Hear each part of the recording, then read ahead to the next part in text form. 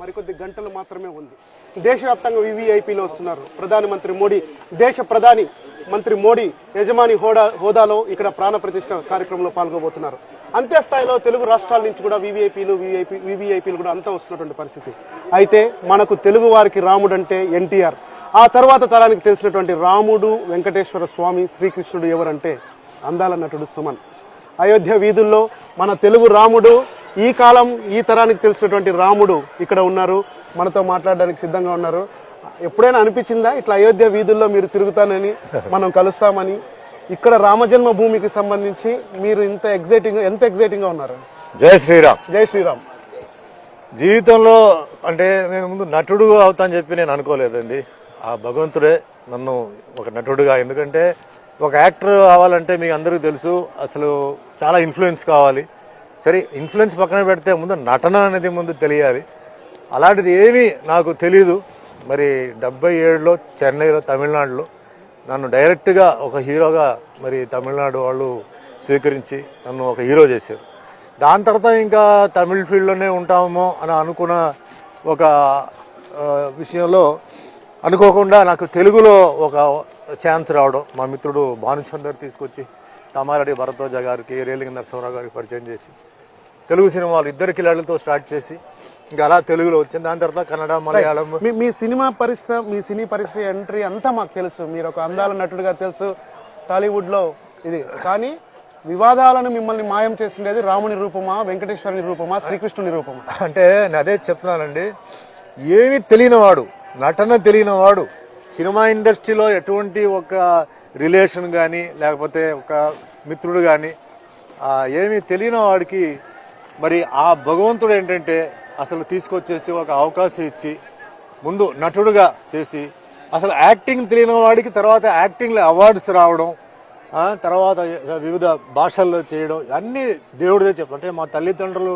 ఆశీర్వాదాలతో ఆ భగవంతుడు కరుణించి నన్ను ఇంతవాడు 46 సంవత్సరాలు సినిమా ఇండస్ట్రీకి వచ్చి ఈరోజు 100 సినిమాలు తెలుగులో పూర్తి చేసి, తమిళ్, కన్నడ సినిమాలు 50 సినిమాలు చేసి మొత్తం 708 సినిమాల వరకు ఇప్పుడు 10 భాషల్లో చేస్తానంటే అది ఆ దేవుడు అనుగ్రహమే. హీరో సుమన్ రాముణ్ణి ఎంతవరకు నమ్ముతాడు? ఈ రోజు ఈ అయోధ్య గడ్డపైన మనం నడుస్తున్నాం, అయోధ్య వీధుల్లో నడక ఎలా ఉంది? నాకేంటంటే ఒక యాక్షన్ హీరో, ఫ్యామిలీ హీరో, ఒక అలాంటి హీరో నుంచి సడన్ గా నాకు ఆ వెంకటేశ్వర స్వామి అంటే నా మీద దయ చూపించి, అన్నమయ్య సినిమాలో వెంకటేశ్వర స్వామి అంటే గ్రేట్ ఎన్టీఆర్ గారు చేసిన తర్వాత చాలా మంది చేశారు.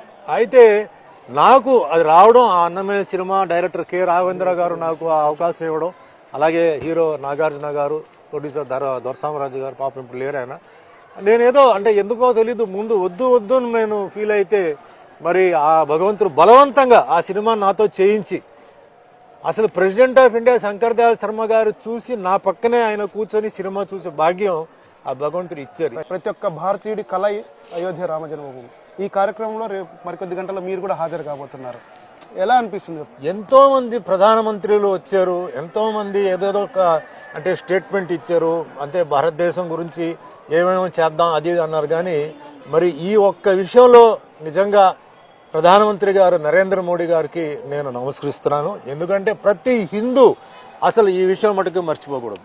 ఎన్నో ఎలక్షన్స్కి ఏంటంటే మేము అది చేస్తాం, ఇది చేస్తాం, అది చేస్తాం అని చెప్పారు తప్ప ఈ ఒక సమస్య, ఈ విషయాన్ని కూర్చొని నేను చెయ్యాలి, if there is a will there is a way అంటారు. అది మన మోడీ గారు కూర్చొని ఆయన గట్టిగా ప్రయత్నం చేసి మరి వాళ్ళకు కూడా ఏంటంటే ఎటువంటి ఇబ్బంది ఇవ్వకుండా వాళ్ళు కూడా న్యాయం చేసి మన భారతీయులు, ముఖ్యంగా మన హిందువులు అందరికీ అసలు ఎప్పటి నుంచో ఈ ఒక డిస్కషన్ గురించి ఒక క్లారిటీ ఇచ్చిన నరేంద్ర మోడీ గారిని మనం మర్చిపోకూడదు. మన భారతదేశానికి, ప్రపంచం మొత్తం ఏంటంటే భారతదేశానికి రేపు ఈ అయోధ్య మందిరం అనేది ఒక పెద్ద ల్యాండ్ మార్క్ అవబోతుంది. కృష్ణశిలతో ఉన్నటువంటి విగ్రహం బయటకు వచ్చింది, చూసారా? అంటే ఫోటోలు అవన్నీ చూసారా? ఎలా అనిపించింది? ఎందుకంటే చాలా అంటే ఇది ముఖ్యంగా కర్ణాటక నుంచి ఎవరో ఆ అదృష్టం ఆయనకు వచ్చింది. చూడండి, దేవుడి విషయంలో ఇప్పుడు నేను దేవుడి పాత్ర చేస్తున్నాను అంటే ఆ అదృష్టం ఎంతో మంది ఉన్నారు, నాకన్నా అందమైన వాళ్ళు ఉన్నారు, నాకన్నా మంచి టాలెంట్ ఉన్న వాళ్ళు అందరూ ఉన్నారు. అయినా ఆ ఒక అవకాశం నాకు రావడం మరి రాములు వారు ఆశీర్వాదం ఉండబట్టే నాకు అది వచ్చింది. రామదాసు సినిమా తలుచుకుంటే రాఘవేంద్రరావు, నాగార్జున, తర్వాత హీరో సుమన్ గారు. అంతకుముందు అన్నమయ్య సూపర్ హిట్ తర్వాత రామదాసు కాంబినేషన్ వస్తుందంటే విన్నాం, ఇంకా చేయను నేను, ఇంకా ఇలాంటి పాత్రలు చాలా కఠినంగా ఉండాలి, ఏదైనా పాత్ర చేస్తే శరీరంతో పాటు మనసును కూడా లగ్నం చేయాలని చెప్పి అంటారు. నిజంగా ఇప్పుడు రామారావు గారు అంటే నేను విన్నది ఏంటంటే ఆయన నిష్టగా అంటే నేల మీద పడుకోవడం, వెజిటేరియన్ గా ఫ్యామిలీ లైఫ్ కు దూరంగా ఉండి తెల్లారుజాను 3 గంటలకి లేచి రెడీ అవడం విన్నాను. సో ఆయన దీని ప్రకారం నేను ఏం చేశానంటే అంటే అన్నమయ్య సినిమాకి 8 నెలలు నేల మీద పడుకొని వెజిటేరియన్ గా ఉంటూ ఫ్యామిలీ లైఫ్ కు దూరంగా ఉంటూ ఒక రూమ్ లో ఉంటూ చుట్టూ వెంకటేశ్వర స్వామి బొమ్మలు విగ్రహాలు పెట్టుకుని ఉన్నాను. అదే మాదిరిగా రాముల వారు క్యారెక్టర్, ఎందుకంటే రాముల వారికి బ్లూ కలర్ మేకప్, ఈ బ్లూ కలర్ మేకప్ అనేది నీల మేఘం అనేది చాలా ఇంపార్టెంట్. ఇది మిస్ అవ్వకూడదు. చాలా మంది అంటే ఏమన్నారంటే బ్లూ మేకప్ మీరు వేయగలుగుతారా, మరి అది మెయింటైన్ చేయాలి, అది ఉంటుందా పోతుందా అన్నారు. నేను భగవంతుని తలుచుకుంటే ఆ మేకప్ వేసుకుంటాను. మా మేకప్ మ్యాన్ వెంకటరావుతో పాటు మేమంతా కలిసి మేము చేసాం. లాస్ట్ వరకు బ్రహ్మాండంగా బ్లూ కలర్ మేకప్, ఎందుకంటే రాముల వారు అంటే బ్లూ కలర్, ఆ బ్లూ కలర్ అలాగే ఉండిపోయింది. ఆ గెటప్ కూడా అద్భుతంగా అది వచ్చింది అనమాట. సో ఆ సినిమా క్యారెక్టర్ పెర్ఫార్మెన్స్ కానీ డైలాగులు కానీ అవన్నీ ఏంటంటే ఆ రాముల వారు అసలు ఆర్డర్తోనే జరిగింది. చాలా అద్భుతంగా ఆ గెటప్ కానీ ఇదన్నీ మొత్తం డైరెక్టర్ రాఘవేంద్ర గారు మరి ఆయన అద్భుతంగా ఆయన డైరెక్షన్తో ఆ పాత్ర, భార్గవి గారు డైలాగ్స్ చెప్పారు, కీరవాణి గారు మ్యూజిక్, ఇవన్నీ కాంబినేషన్తో నాకు అంత మంచి పేరు వచ్చింది అనమాట. రాముడిగా చేసేటప్పుడు నియమాలు ఏమైనా పాటించారా, తెలుసుకున్నారా రామచరిత్రకు? రాముడు విషయం అంటే నాకు దేవుడి విషయం నాకేంటంటే వెంకటేశ్వర స్వామి అన్నమయ్య సినిమా పాత్ర చేసిన తర్వాతనే చాలా విషయాలు, ఎందుకంటే గుడికి వెళ్తే కొంత అయ్యర్ వాళ్ళు ఉంటారు, వాళ్ళ దగ్గర అలాగే కొందరు స్కాలర్స్ పండిట్స్ ఉంటారు, వాళ్ళు వచ్చి నాకు చెప్పడం. అలాగే రాముల వారి విషయంలో కూడా ఏంటంటే ఏమేమి నియమాలు పాటించాలి, ఏమేమి చేయాలి, అలాగే ఆ సింపుల్ మంత్ర అంటే వాళ్ళు ఏం చెప్పారంటే మరీ పెద్ద మంత్రం వద్దండి, శ్రీరామ జయ రామ జయ జయ రామ, ఇది మీరు చెప్పండి, శ్రీరామ జయ రామ జయ జయ రామ, ఇది చెప్పుకొని పోండి. మీరు డైలాగులు అన్ని మీరు చెప్పేటప్పుడు ఇవన్నీ చెప్పుకొని పోండి అన్నారు. మనసులో రాములు ఎట్లా ఆంజనేయ స్వామి మనసులో ఎప్పుడు రాముల వారిని తలుచుకున్నారు, నేను కూడా అలాగే ఆంజనేయ స్వామిని, రాముల వారిని, సీతమ్మని తలుచుకొని ఆ పిక్చర్ షూటింగ్ నేను చేయడం జరిగింది అనమాట. మళ్ళా వెంకటేశ్వర స్వామిగా చేశారు, శ్రీరాముడిగా చేశారు, మళ్ళీ అవకాశాలు రాకనా లేకపోతే వద్దు ఇంకా దేవుణ్ణి బరువుగా మోయలేము మనము అన్నటువంటి ఆలోచన ఏమైనా వచ్చింది? లేదు. దాని తర్వాత శ్రీ సత్యనారాయణ స్వామి సినిమాలో సత్యనారాయణ వ్రతం అంటే ఏంటి, సత్యనారాయణ వ్రతం ఎందుకు చేయాలి, అసలు డబ్బున్న వాళ్ళే చేయగలుగుతారా, పేదవాళ్ళు చేయలేడు అని చెప్పి దానికి క్లారిఫై ఇచ్చి దాంట్లో 7 కథలు వస్తాయి. అంటే మనుషులు ఏంటంటే అన్ని రకమైన ఒక ఫీలింగ్స్ ఉంటాయి, వాటి గురించి చెప్పాను. నేనేం చెప్పానంటే చేసిన క్యారెక్టర్ని మళ్ళీ ఇంకోసారి చేసి అంటే ఏమి విషయం లేకుండా చేయకుండా నేను చేయను. చాలా మంది సెలబ్రిటీలు కూడా జై శ్రీరామ్ అన్నది ఒక రాజకీయంగా వాడుతున్నారు అన్న దానికి సంబంధించి ఉంది. సినీ నటులు కూడా దీనిపై ఏమి స్పందించలేకపోతున్నారు, అంటే డివైడ్ అయ్యారా?